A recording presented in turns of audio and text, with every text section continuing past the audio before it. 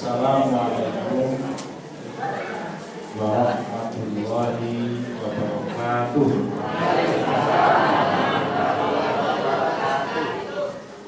Alhamdulillah alladzi asra bi 'abdihi lailan minal masjidil haram ilal masjidil aqsa alladzi barakna hawlahu linuriyahu min ayatina innahu huwas samiul basir.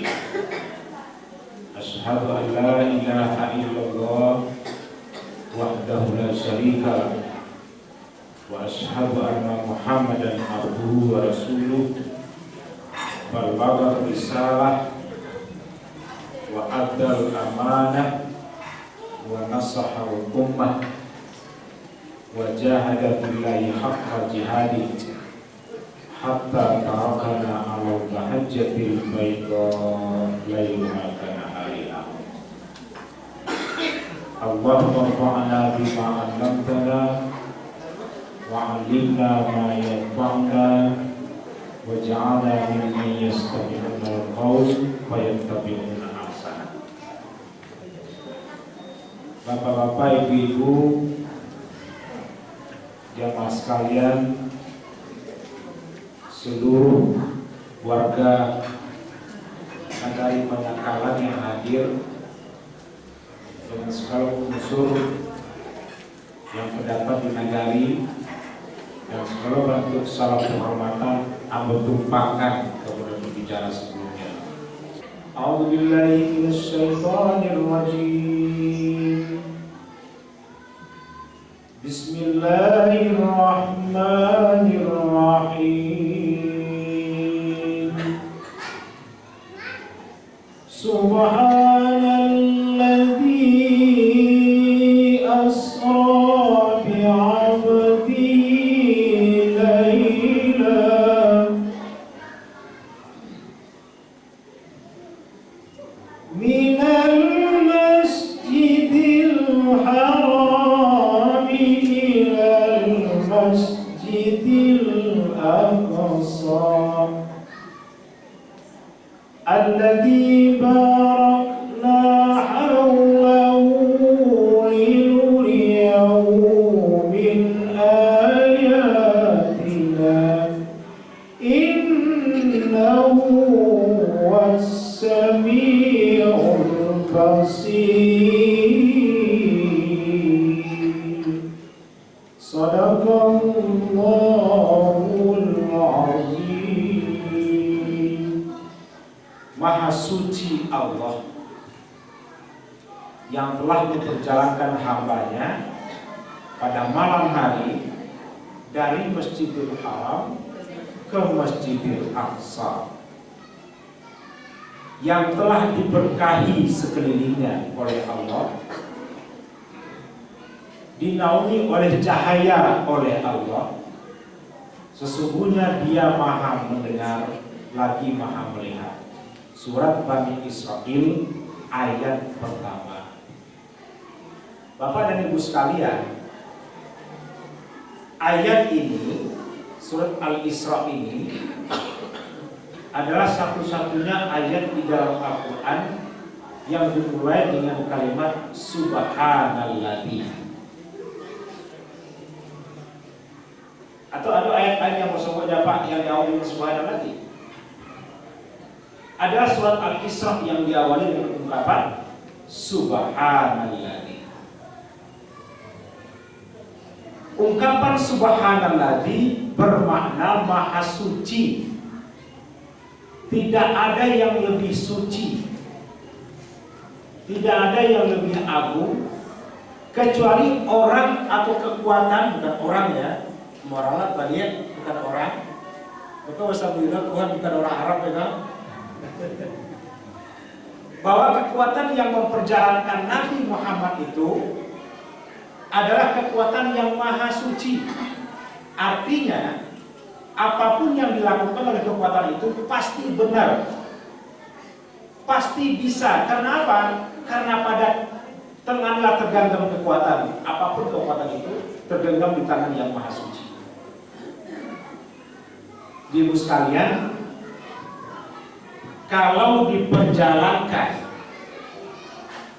apakah yang berjalan itu Nabi Muhammad? Kalau kalimatnya diperjalankan, maka Nabi Muhammad itu posisinya adalah sebagai objek, ya Bu? Posisi Nabi Muhammad adalah objek, yaitu yang diperjalankan. Yang menjadi subjeknya siapa? Yaitu kekuatan yang memperjalankan. Siapa yang memperjalankan? Subhanallah, diperjalankan dari masjid ke masjid. Jadi yang pertama tadi, kesucian yang maha tinggi dari Allah SWT yang tidak ada yang bisa mengatasi. Yang kedua dijelaskan sudah terjadi suatu peristiwa besar, yaitu diperjalankannya Nabi Muhammad SAW dari Masjidil Haram ke Masjidil Aqsa. Jadi kalau kita ambil cerita dari masjid ke masjid tadi, masuklah momentum bahwa menggerakkan kembali takbir masjid. Kita mulai dari peringatan Isra dan Mi'raj. Ibu sekalian, Ambo pernah berjalan Pak dari Masjidil Haram ke Masjid Nabawi Pak. Pernah berjalan. Berapa jaraknya Pak dari Masjidil Haram ke Masjid Nabawi? Jaraknya sampai Ratwi sampai 2 km. Ada yang mengatakan 460 km. Tapi kita ambil tengah-tengahnya, jarak Masjidil Haram ke Masjid Nabawi sampai Ratwi 50 km. Berapa? Jarak dari Masjidil Haram dari Makkah ke Madinah, Masjid Nabawi. Apa yang menggunakan untuk berjalan dari Masjidil Haram ke Masjid Nabawi? Bus Pak. Busnya rancak, pakai AC. Sepanjang perjalanan dari Masjidil Haram ke Masjid Nabawi, kita singgah di 4 atau 5 rest area berarti di rest area. Setiap rest area berarti ngaya orang mantan air sam-sam gratis, cuma-cuma. Barang kalau ambil, barang kalau minum air sam-sam yang sudah dikemas di dalam botol-botol ambil, minum. Kau barang tinggal cerai. Barang kalau perjalanan Pak ya, dari Masjid Haram ke Masjid Nabawi, anggota tempuh dengan bus dengan rombongan yang lain, kira-kira 6 sampai 7 jam Pak. 6 sampai 7 jam. Jaraknya hampir 50 km. Ibu sekalian, kalau Nabi Muhammad SAW melakukan perjalanan Isra pada malam hari, beliau bergerak dari Masjidil Haram kan, kama arahnya Ibu. Kama Nabi bergerak, beliau bergerak ke arah utara. Kalau kita cari peta Ibu, Bapak sekalian, beliau bergerak ke arah utara menuju Masjidil Aqsa. Masjidil Aqsa itu terletak di Palestina. Bara jarak antara Masjidil Haram dengan Masjidil Aqsa di Palestina 2.400 km. 2.400 km. Itu kita hitung jarak. Coba ibu-ibu bayangkan, Bapak sekalian, bus dengan kecepatan tinggi, jalannya lebar dari Mekah ke Madinah, menempuh perjalanan 7 jam untuk jarak 450 km. Sementara Nabi dari Masjidil Haram ke Masjidil Aqsa di Palestina yang jaraknya 2.500 km itu dalam hitungan detik sampai ke Palestina. Ibu, pertanyaan anggota, kira-kira peristiwa Isra dari Masjidil Haram ke Masjidil Aqsa itu lain masuk akal itu, lain masuk akal sehat. Baca oleh Pak, masuk akal sehat. Kalau yang ada masuk akal Pak. Peristiwa Isra Mi'raj itu bukan makanan akal. Karena peristiwa itu bukan makanan akal, diawali dengan ungkapan Subhanalladzi. Kita bergantung kepada Maha Sucinya Allah, maka semua yang dikatakan Allah adalah benar adanya. Apakah diterima akal atau tidak, dia pasti benar. Itulah yang dikatakan oleh Abu Bakar Siddiq ketika malam-malam menjelang subuh, dikatakan kepada beliau oleh Nabi, ya Rasulullah, barukan orang lagi gelap. Karena pagi-pagi itu Nabi termenung melamunnya. Menjelang subuh sudah melamun, subuh sholat. Abu Bakar bertanya, "Bagaimana ya Rasulullah?" "Bagaimana kamanmu?" Abu baru saja mengalami peristiwa yang besar malam tadi, yang kalau mau cerita orang tak percaya dah. Termasuk kalau mau cerita kepada engkau, wahai Abu Bakar, engkau mungkin tak percaya dah. Kaji Abu Bakar, ya Rasulullah, engkau dari kecil bergelar Al-Amin. Orang di tanah Makkah kau tak ada yang percaya kepada engkau, wahai Muhammad. Ya Rasulullah, bagaimana mungkin aku tidak percaya dengan apa yang kau ceritakan itu? Ceritakanlah kepadaku ya Muhammad. Maka Nabi menceritakan.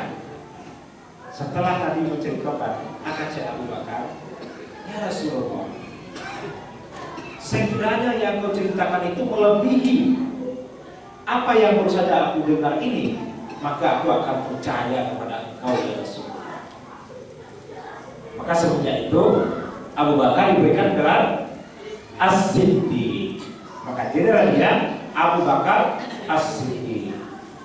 Bertambah percaya Abu Bakar kepada Nabi Muhammad, bertambah cinta Nabi Muhammad kepada Abu Bakar.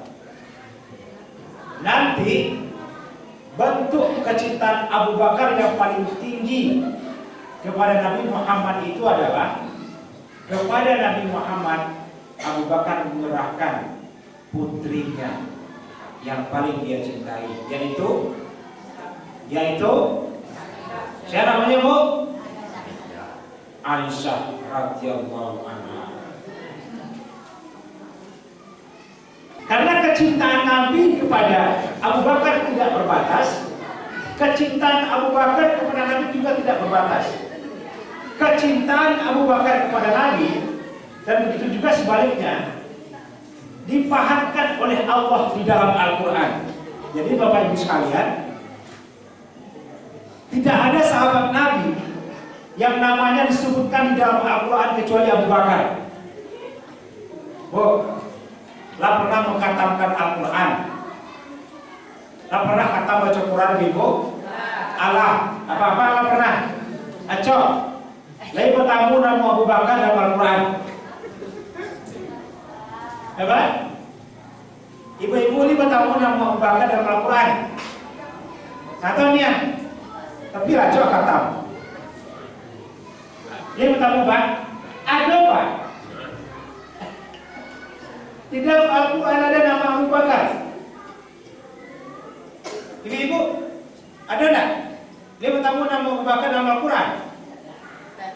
Nanti akan menegaskan tentang betapa cintanya Abu Bakar kepada Nabi dan betapa cintanya Nabi kepada Abu Bakar. Allah tahu itu sehingga disebutkan nama keduanya di dalam Al-Quran secara bercandingan Bapak Ibu sekalian. Ada nama Abu Bakar dalam Al-Quran, Bu. Lebat tamu, Bu. Nama sobo ada, sudah kau sobo lebat. Ilhuma fil ghari faqala li sahibihi la tahzan innallaha ma'ana.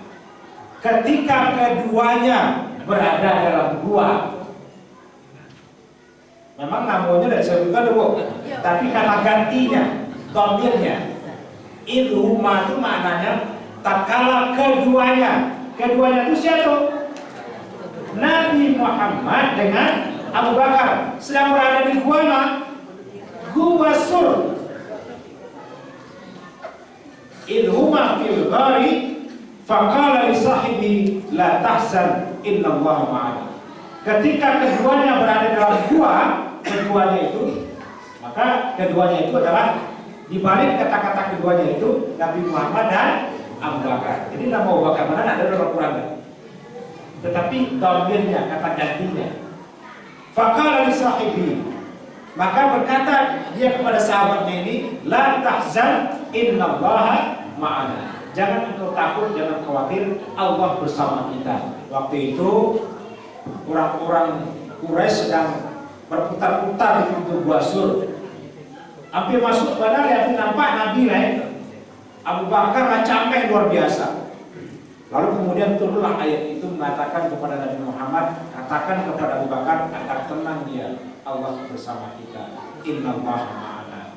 Jadi guru tafsir aku dulu Bapak Ibu sekalian, Innallaha ma'ana itu bahasa Arab. Sesungguhnya Allah bersama kita. Bapak dan Ibu sekalian, maka pagi itu disampaikan. Pagi itu disampaikan kepada semua orang yang ada di Quraisy, di tanah Mekah ketika itu di sekitar Ka'bah, bahwa sudah terjadi peristiwa besar kepada Nabi. Orang menguji-uji apa betul Muhammad mengalami peristiwa itu. Diujilah para pintu Masjidil Aqsa, kama ada Masjidil Aqsa, apa yang ada di sampingnya, apa yang ada di depannya, apa bangunan di sekitarnya. Nabi bisa menjelaskan. Kenapa Nabi bisa menjelaskan? Karena malaikat Jibril menghadirkan sebuah diorama kepada Nabi di hadapan Nabi. Jadi kalau kini itu dalam teknologi modern memungkinkan, Pak. Kalau dulu kita tak bayang berapa.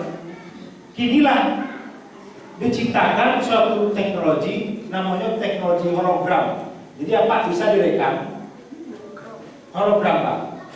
Apa bisa direkam? Kemudian rekaman apa diproses sedemikian rupa dengan teknologi canggih. Nanti bisa berkomunikasi seperti Bapak bisa ditampilkan di dalam hologram itu, sehingga bisa berkomunikasi dengan teknologi yang berkembang itu. Inilah ada prototipe-nya. Mungkin dari awal nampak ya, tapi sudah berupaya diciptakan oleh manusia bahwa hologram itu mungkin saja bisa terjadi. Jadi digambarkan kepada Nabi seperti diorama, seperti mencari HP itulah, mencari TV. Nabi bisa menjelaskan. Maka orang-orang mulai yakin dengan kebenaran apa yang disampaikan Rasulullah Sallallahu Alaihi Wasallam. Apalagi ada yang mempersaksikan, yang kebetulan baru dalam melakukan perjalanan dari Palestina, menyaksikan ada sebuah wahana dengan kecepatan sangat tinggi melintas. Tetapi Bapak Ibu sekalian, ada sebuah penjelasan yang mungkin awak bisa mencerna sebagian tidak. Apa penjelasannya? Peristiwa Isra dan Mi'raj, ibu-ibu, bapak-bapak, peristiwa Isra Mi'raj itu terjadi di luar dimensi ruang dan waktu. Gue tidak begitu pandai menjelaskan. Boleh. Peristiwa Isra Mi'raj itu terjadi di luar dimensi ruang dan waktu. Kalau dimensi waktu, ada waktu kemarin, ada waktu kini, ada waktu esok. Kita punya 3 dimensi waktu, Bu. 3 dimensi waktu. 1 dimensi ruang. Jadi kita hidup di tengah 4 dimensi. Tetapi peristiwa Isra Mi'raj terjadi di luar dimensi ruang dan waktu. Artinya, waktu itu punya kecepatan, ruang itu punya kecepatan, ibu-ibu. Kalau manusia membuat kendaraan ini ke ibu, kendaraan ke luar angkasa, pesawat luar angkasa, itu kecepatannya yang pernah diciptakan manusia sampai kini, yang bisa dibuat manusia, kecepatannya 39.000 km per jam. Oh, ada kendaraan yang bisa melaju dengan kecepatan 39.000 km per jam. Tetapi Bapak Ibu sekalian, makhluk ciptaan Allah di permukaan bumi ini atau di alam raya ini yang bisa melaju dengan kecepatan yang paling tinggi adalah cahaya. Jadi cahaya itu melaju dengan kecepatan 300.000 km sadatik. Pak, cahaya itu kecepatannya 300.000 km sadatik. Sadatik Cahaya matahari sampai ke bumi dalam waktu 8,6 menit. Karena cahaya matahari, jarak matahari ke bumi 150 juta kilometer. Jadi begitu matahari terbit dari ufuk timur, butuh waktu 8,6 menit cahayanya sampai kemari. Makanya ini ada ralat soal waktu subuh. Karena cahaya matahari butuh waktu 8 menit untuk sampai ke bumi. Rasulullah SAW bergerak ketika Isra Mi'raj itu melebihi kecepatan cahaya, Pak. Kenapa melebihi kecepatan cahaya? Karena Nabi sampai kepada puncak yang paling tinggi, Sidratil Muntaha. Sidratil Muntaha itu tempat yang tidak mungkin ditempuh oleh siapapun kecuali Nabi SAW. Jibril nggak bisa sampai di situ. Jibril nggak sampai di Sidratil Muntaha. Jibril berhenti dia. Hanya Nabi yang sampai menghadap kepada Allah. Indah Sidratil Muntaha, indah Jannatul Ma'wa. Di samping Sidratil Muntaha itu ada surga Al-Ma'wa. Jibril nggak bisa sampai ke puncak itu, tapi Nabi bisa sampai. Di mana tempatnya, Pak? Di mana tempat Sidratil Muntaha itu? Sementara Bapak Ibu sekalian, kalau orang yang suka membaca tentang fenomena antariksa, Pak, bumi Awako terletak di gugusan Bima Sakti, Milky Way, gugusan Bima Sakti. Bumi hanya titik debu kecil di Bima Sakti dari. Sementara galaksi itu ribuan bahkan miliaran banyak. Galaksi Bima Sakti itu kalau dilintasi oleh cahaya, maka cahaya tadi butuh 100.000 tahun cahaya baru sampai ke ujung Bima Sakti. Sementara Nabi tidak butuh waktu itu. Nabi melintas semua galaksi-galaksi itu melebihi kecepatan cahaya. Maka itu tidak akan bisa dilakukan kecuali Nabi keluar dari dimensi ruang dan waktu. Sebenarnya untuk menjelaskan secara ilmiah itu tidak terlalu panjang mestinya. Karena itu agak rumit. Kamu hanya menyampaikan peristiwa Isra Mi'raj bukan makanan akal dan makanan ilmu, tapi makanan iman. Tidak perlu mau menjelaskan jutaan kilometer, ratusan ribu tahun kilometer datang. Tetapi kalau sudah kita terima dengan iman kita seperti Abu Bakar Siddiq, maka kita masuk dalam lingkaran As-Siddiq membenarkan peristiwa Isra Mi'raj. Satu. Yang kedua, perdebatan di dalam Islam di dalam peristiwa Isra Mi'raj itu adalah Nabi itu Isra dan Mi'raj dalam keadaan fisiknya saja, ruhnya saja, atau kedua-duanya. Maka jawabannya adalah peristiwa Isra Mi'raj itu terjadi fisik dan ruh. Bukan hanya ruh Nabi yang pergi Mi'raj ke langit, tetapi badan Nabi juga ikut. Kenapa? Karena di dalam surat Al-Isra ayat yang pertama itu dikatakan bi'abdihi, hambaku, hambanya. Hamba itu ya kita. Kalau ruh saja bukan hamba namanya, tetapi hamba itu adalah ruh dan jasad. Jadi kalau ada yang mengatakan bahwasanya peristiwa Isra Mi'raj itu hanya ruhnya saja yang baik, jasad Nabi tinggal di rumah bibinya Umi Hani, tidak sama sekali. Dalam semua penjelasan tafsir dan hadis, peristiwa Isra Mi'raj itu berlaku pada tubuh dan ruh Nabi. Makanya Bapak Ibu sekalian, sebelum terjadi peristiwa Isra Mi'raj itu, Nabi didatangi oleh Jibril dan Mikail, dibangunkan Nabi dalam satu kesempatan. Dekat-dekat menjelang Isra Mi'raj, Nabi dibawa ke Telaga Zamzam.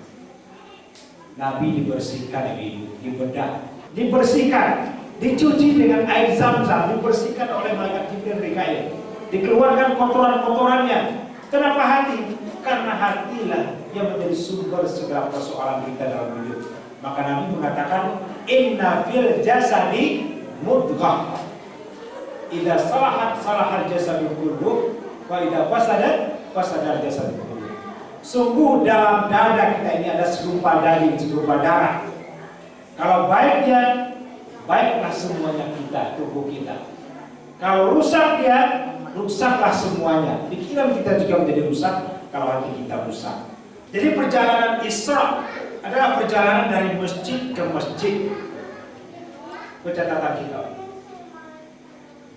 Perjalanan dari masjid ke masjid artinya Rasulullah SAW dan para sahabat itu tidak pernah terputus hubungannya dengan masjid. Nabi ketika hijrah ke Madinah, ketika sampai di Kuba, Nabi dirikan masjid di perbatasan kota Madinah. Ini masjid Kuba itu indah, menjadi tempat yang dikunjungi, mesti dikunjungi oleh para jamaah umrah maupun haji. Masjid Kuba. Di samping masjid Kuba itu ada kebun kurma yang setiap orang akan singgah ke sana kalau mampir ke masjid Kuba. Nabi masuk ke kota Madinah. Ketika masuk ke kota Madinah, Rasulullah dibawa. Semua sahabat Ansar ingin agar Nabi tinggal di rumahnya. Ya Rasulullah, di rumahmu sajalah, di rumahmu sajalah. Kami bersedia memberikan tempat kepada engkau yang terbaik di rumah kami, ya Rasulullah. Tinggal di rumahmu, tinggal di rumahmu. Apa kata Rasulullah? Biarkan untaku berjalan. Di mana unta ini berhenti, di sanalah aku tinggal. Maka berjalanlah Al-Qaswa unta Nabi. Berhentilah Nabi unta itu di sebuah tempat tanah yang terbuka. Maka dibangunlah di sana masjid. Apa masjidnya, Pak? Masjid Nabawi. Yang terakhir, Bapak Ibu sekalian, yang terakhir. Jadi sebenarnya Islamian itu cerita tentang sholat sebenarnya. Yang terakhir adalah ketika Rasulullah SAW berhadapan dengan Allah, apa yang diterima, apa yang diperoleh Nabi? Perintah sholat. Kenapa perintah sholat? Karena sholat itu adalah puncak dari semua ritual ibadah dalam Islam. Pokok segala persoalan adalah Islam. Tiangnya adalah sholat. Puncaknya adalah jihad. Ketika Nabi Muhammad SAW, ketika Nabi menjelang sakaratul maut, menjelang berpisah nyawa dengan badan itu, ada 3 kata yang ucapkan Nabi. Menjelang Nabi meninggal, Nabi mengucapkan 3 kata terakhir. Selain itu Nabi, apa yang ucapkan Nabi? Yang pertama Nabi mengucapkan as-sholah, yaitu sholat. Dan kedua Nabi mengucapkan as-sholah, sholat. Dan ketiga Nabi mengucapkan as-sholah. 3 kalimat terakhir yang diucapkan Nabi itu adalah as-sholah, as-sholah, as-sholah. Kenapa? Karena Nabi paling khawatir tentang sholat yang akan terjadi pada umatnya di akhir zaman nanti. Kekhawatiran Nabi itu direkam oleh Allah dalam surat Maryam ayat yang ke-55. Fa khalafa min ba'dihim khalqun adaa'us shalah wattaba'us syahawat fasawfa yalqawna ghayya. Maka akan datang nanti satu generasi yang gampang meninggalkan sholat, tidak peduli dengan sholatnya dan mengikuti syahwatnya, maka dia akan terjerumus kepada kesesatan yang nyata. Itulah Bapak Ibu sekalian yang mesti kita pegang dalam peringatan Islam kita kali ini, tentang bagaimana kita bergerak dari masjid ke masjid, tentang bagaimana hati yang dibersihkan, tentang sholat yang mesti kita tegakkan dalam kehidupan kita, tentang masjid yang mesti kita ramaikan sebagai tempat kita bergerak dari waktu ke waktu, minal masjid dalam masjid, tentang tanggung jawab sholat yang paling besar kepada bapak, bukan kepada ibu, bukan kepada yang lain. Yang paling bertanggung jawab diminta nanti adalah bapak tentang sholat istrinya, anaknya, semua anggota keluarganya. Mudah-mudahan ini menjadi kesadaran bagi kita, terutama bapak, untuk meningkatkan, menyegarkan kembali semangat kita untuk anak-anak kita agar menjaga sholatnya, meramaikan masjid kita, di dalam pelaksanaan ibadahnya. Wassalamualaikum warahmatullahi wabarakatuh.